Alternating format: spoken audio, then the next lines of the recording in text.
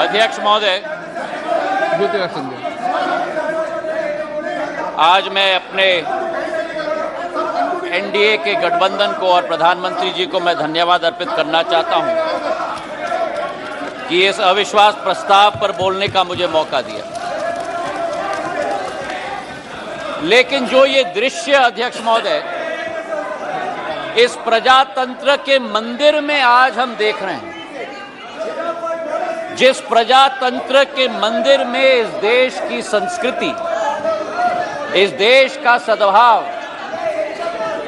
इस देश की विचारधारा निर्मित की जाती है, जिस प्रजातंत्र के मंदिर से देश की 140 करोड़ जनता अपनी प्रेरणा लेती, उस प्रजातंत्र के मंदिर में ये स्पष्ट हो गया है अध्यक्ष महोदय कि इन लोगों को ना देश की चिंता है, ना प्रधानमंत्री के पद की चिंता है, ना राष्ट्रपति के पद की चिंता है। इनको तो केवल अपनी हैसियत की चिंता है। ये देश को पूर्ण रूप से स्पष्ट हो गया। अध्यक्ष महोदय, मुझे 20 साल हो गए हैं इस संसद में, मेरा अपना सौभाग्य मैं मानता हूं, लेकिन ऐसा दृश्य में मैंने 2 दशक में नहीं देखा है कि जिस तरीके से देश के सर्वोच्च पद के व्यक्ति 140 करोड़ जनता के हृदय में स्थापित इस देश के प्रधानमंत्री के प्रति जो शब्दों का उपयोग विपक्ष के द्वारा किया गया है, मैं मानता हूं कि सदन के सामने नहीं लेकिन देश की जनता के सामने इन्हें माफी मांगनी चाहिए। आज जो दृश्य हम देख रहे हैं अध्यक्ष महोदय कि अविश्वास प्रस्ताव के आधार पर, अध्यक्ष महोदय मैं आपका संरक्षण चाहूंगा।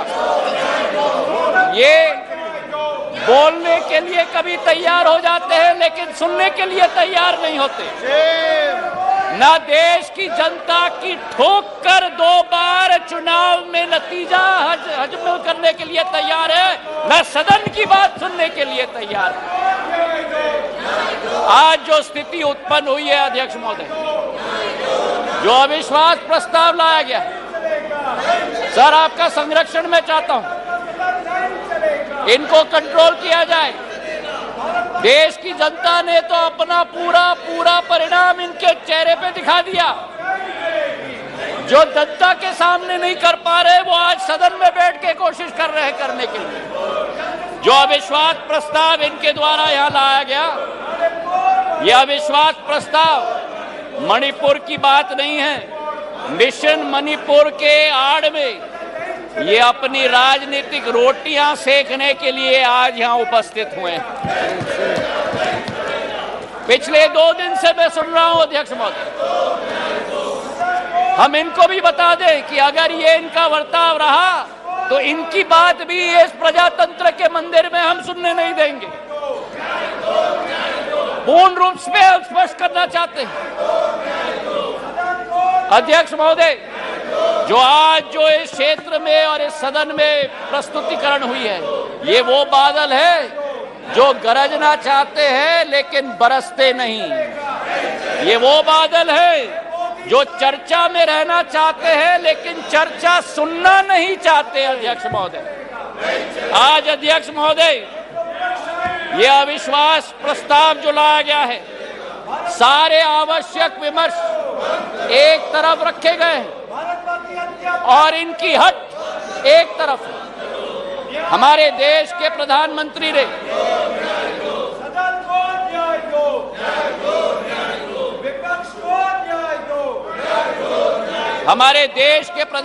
ने सभापति महोदय सदन के बाहर मणिपुर पर संवेदनशीलता के साथ बयान दिया, लेकिन इनका हट है कि बयान सदन के अंदर दें। गृह मंत्री जी ने यहां बैठकर दिन प्रतिदिन स्पष्ट किया कि जिस दिन जिस घंटे पे आप चर्चा करना चाहते हैं हम तैयार है करने के लिए, लेकिन 17 दिन इसी तरह ये सदन को इन्होंने चलने नहीं दिया। 17 दिन मजबूर करके स्थगित किया।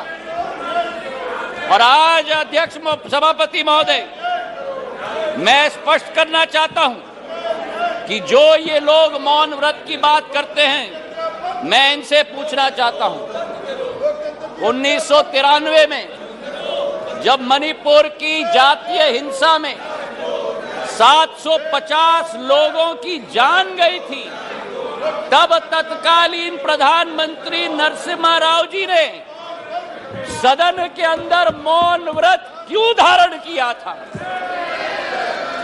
इसका जवाब ये दें।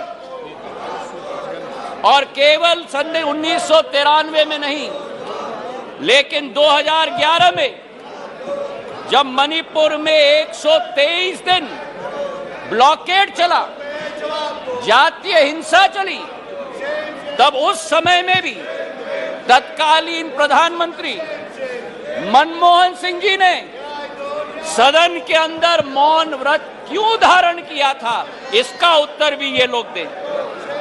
तो सभापति महोदय, मैं आपसे पूछना चाहता हूं कि ये अगर दोगली राजनीति नहीं है, ये अगर पॉलिटिक्स ऑफ कन्वीनियंस नहीं है, तो क्या है? मैं पूछना चाहता हूं।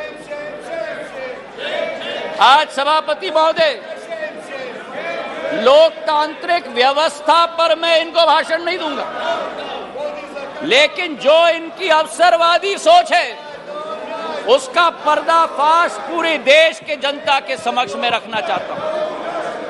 ये जो समूह है I.N.D.I.A.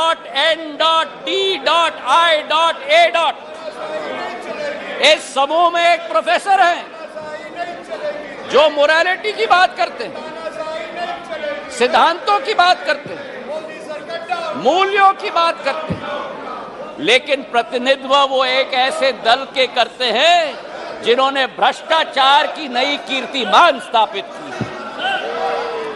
इस I.N.D.I.A. समूह में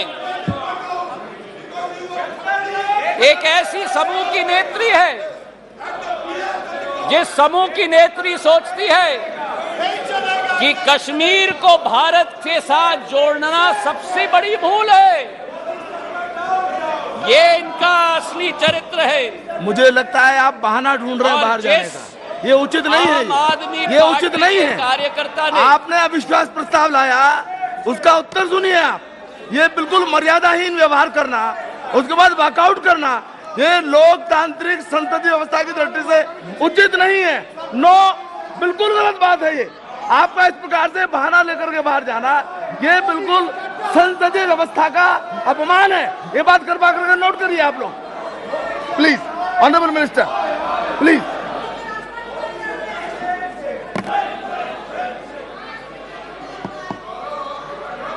सभापति महोदय, देश की जनता ने इनको बाहर का दरवाजा दिखा दिया है। अब सदन से भी स्वयं बाहर जा रहे हैं।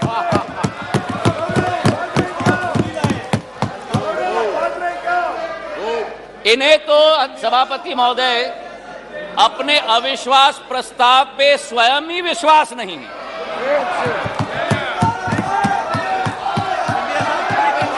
सुन लो, धैर्य रखो और सुन लो।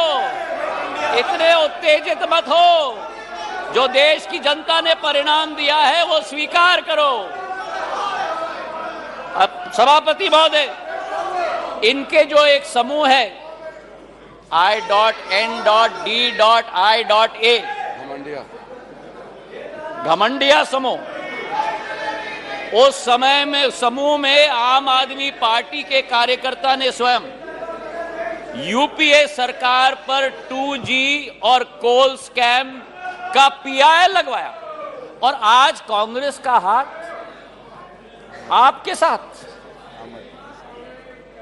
ये स्थिति अंदर की बात। और वही स्थिति सभापति महोदय, हमारे टीएमसी के साथी यहां बैठे हुए थे, जिस टीएमसी के बारे में अधीरदा रोज इस सदन में लपक कर भ्रष्टाचार की बात करते थे, चिटफंड की बात करते थे, अपने संसदीय क्षेत्र में कार्यकर्ताओं की कत्लों की बात कर रहे थे। आज वही कांग्रेस पार्टी और वामपंथी दल हाथ में हाथ उस टीएमसी के साथ मिला रहे हैं सभापति महोदय। तो ये इनकी असलियत है। और जो मैं कहना चाहता हूं सभापति महोदय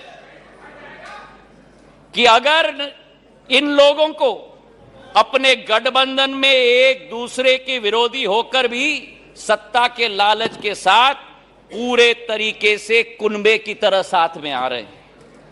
आरजेडी और जेडीयू की बात करें, लालू प्रसाद यादव जी पर जो रोजगार का आरोप लगाया था, जमीन पर रोजगार का एक्ट का आरोप लगाया था, वो जेडीयू के वर्तमान के अध्यक्ष ने स्वयं सीबीआई को सबूत अपने हाथों से दिलवाया था। और आज दोनों हाथ में हाथ मिलाकर चल रहे हैं। ये संविधान बचाने की बात करते हैं सभापति महोदय, ये क्या अपना ईमान पहले बचा पाएं, उसका उत्तर देश की जनता को दें। आज सभापति महोदय विचित्र स्थिति है। आगे ये नाटक कर रहे थे, आगे क्या नाटक करते हो? आपका स्वागत है, अंदर जाता है। बहुत बढ़िया ड्रामा कर रहे हैं। आपका स्वागत है। आज बड़ी विचित्र स्थिति है सभापति महोदय कि जिनके दिल नहीं मिलते वे दल मिल चुके, जिनके दिल नहीं मिलते वे दल मिल चुके हैं, और जिनके इतिहास में वैचारिक या व्यवहारिक संबंध या सिद्धांतिक संबंध न हो, वो आज लोकसभा चुनाव के लिए एक साथ होकर लोकतंत्र बचाने की आवाज लेकर आज सदन में आए। जहां मणिपुर हिंसा की बात की गई सभापति महोदय, इस मणिपुर की घटना का इस्तेमाल या मैं कहूं दुरुपयोग करके अपना लॉन्च पैड बनाने की ये कोशिश कर रहे हैं। जो मणिपुर में घटना घट रही है ये निंदनीय है, घोर निंदनीय है। कोई भी भारतीय नागरिक इसका सपोर्ट नहीं कर सकता। हम सबके लिए ये घोर निंदनीय घटना है। लेकिन अध्यक्ष महोदय, सभापति महोदय, अगर भारत के इतिहास के काले पन्ने पलटें तो मैं पूछना चाहता हूं, सन 1964 के बंगाल के दंगे के समय में ये मौन क्यों थे? और अगर सन 1964 की हम बात न करें तो सन 84 के सिख दंगों के समय में जब 4000 हमारे सिख भाई बहनों को जिंदा जलाया गया था, तब ये मौन क्यों थे? मेरठ के सन 87 के दंगों के समय में ये मौन क्यों थे? और सन 1990 से 30 साल जो कश्मीर में 40,000 लोगों की मौत हुई और कश्मीर जल रहा था, तब ये मौन क्यों थे? और मैं अधीर रंजन जी का जो शब्द था, जो अंग्रेजी का कोटेशन उन्होंने दिया, इन सभी समय में एवरी मॉर्निंग सभापति महोदय, new widows were हाउलिंग, every morning new children were crying, every morning new houses were falling. और मूक दर्शक के रूप में हमारे ये साथी बैठकर सरकार में बैठे हुए थे। आज यहां बैठकर गौरव गोगोई जी ने, सबर रखो, सबर रखो, आराम से सुनो, सबर रखो, थोड़ा सीख लो। गौरव गोगोई जी ने आसाम अकॉर्ड की बात की। जिस आसाम अकॉर्ड की बात की, उस आसाम अकॉर्ड का क्रियान्वयन कांग्रेस की सरकार ने कभी की? आज मैं पूछना चाहता हूं कि हमारे पड़ोसी देश बांग्लादेश के साथ 68 वर्षों में हमारे बॉर्डर को निर्धारित नहीं किया था। 2014 में जब प्रधानमंत्री जी ने शपथ ली, 1 साल के अंदर बांग्लादेश का बॉर्डर निर्धारित करने का काम प्रधानमंत्री नरेंद्र मोदी जी ने किया था। अगर सच्चाई मैं बताऊं, प्लीज प्लीज, उत्तेजित मत हो, उत्तेजित मत हो गौरव। नो नो, अगर बोलते हो तो सुनने की क्षमता रखो, सुनने की क्षमता रखो। बैठिए, जनता ने गौरव आपकी चिल्लाने को आप बैठ जाइए, बैठ जाइए। सभापति महोदय, नॉर्थ ईस्ट की सारी समस्या कांग्रेस की तुष्टीकरण की राजनीति के साथ शुरुआत हुई, जब उनको अपनी फायदा नॉर्थ ईस्ट में विदेशी घुसपैठियों को अंदर लेकर उनको नागरिकता देने की कावियात की शुरुआत और शरण और पहचान देने की कावियात की शुरुआत। चार्जशीट सभापति महोदय बड़ी लंबी है। 1960 के दशक में जब मणिपुर में अलगाववादी समूह ने हिंसा की शुरुआत की, जब वो जन्म हुआ तो वो कौन था जो उनके साथ बैठकर चर्चा करने के लिए तैयार था? वो कौन था जिन्होंने उनके साथ बैठकर समझौता किया? और आप भूल गए 1993 में जब 123 दिन मणिपुर जल रहा था, आपकी सरकार यहां भी थी। आपकी सरकार यहां भी थी। आपकी सरकार यहां भी थी और आपकी सरकार वहां भी थी। और आज आप मणिपुर के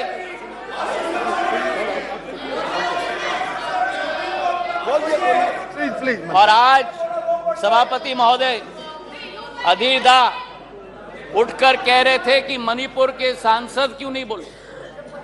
उस समय मणिपुर का सांसद इस सदन में रोते रोते हुए उनका वक्तव्य क्या था इस संसद में मैं पूछना चाहता हूं। जब आपकी सरकार यहां भी थी और आपकी सरकार वहां भी थी, मणिपुर के सांसद ने इस संसद में 1993 में वक्तव्य दिया। उन्होंने कहा, and I quote, the state government is helpless, it has no funds, the state government cannot even afford to purchase weapons for the security persons to fight the insurgents. Please, ये सुनिएगा, please think that Manipur is a part of this country. It affects the whole nation. शायद कांग्रेस के नेता को इन शब्दों को सुनना चाहिए था कल यहां भाषण देने के पहले। मुझे आज सभापति महोदय मुजफ्फर वारसी जी की शब्द याद आती और मैं कोट करना चाहता हूं, औरों के ख्यालात की लेते हैं तलाशी, औरों की ख्यालात की लेते हैं तलाशी और अपने गिरबान में झांका नहीं जाता। आज ये स्थिति उत्पन्न हो गई है। तथ्यों के आधार पर अगर हम बात करें, कल गृह मंत्री जी ने सदन में पूरा व्याख्यान दिया। इनके मंत्री संतरी न तंत्री एक बार भी मणिपुर गए। हमारे गृह मंत्री 3 दिन वहां रात दिन बिताए हैं। हमारे राज्य मंत्री ने 23 दिन, नित्यानंद राय जी ने मणिपुर में बैठकर स्थिति का जायजा लिया।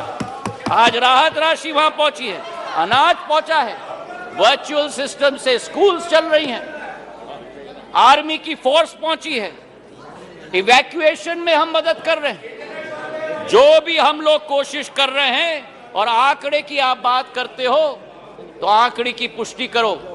ये पिछले 9 साल मणिपुर में सबसे शांतिपूर्ण समय रहा है इंसर्जेंसी के दृष्टिकोण से। आपके 10 साल से 3 गुना कम इंसर्जेंसी हुई है और 6 गुना कम सिविलियन डेथ्स आज मणिपुर में हुआ है। सभापति महोदय,